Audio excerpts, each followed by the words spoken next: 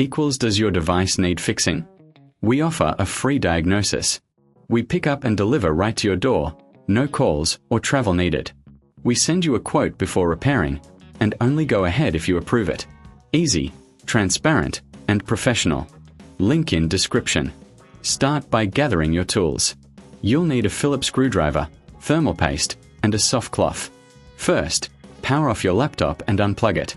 Remove the screws from the back panel. Keep them in a safe place. Carefully lift the panel to expose the internals. Next, use the soft cloth to gently clean the dust from the fans and vents. This helps improve airflow and cooling. Now, let's check the thermal paste. If it's dry or cracked, it's time to replace it. Remove the old paste using isopropyl alcohol and a lint-free cloth. Apply a small amount of new thermal paste on the CPU.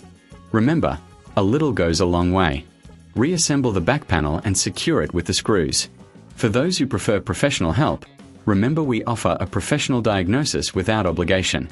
Enjoy the convenience of pickup and delivery at your home. No calls, no travel needed.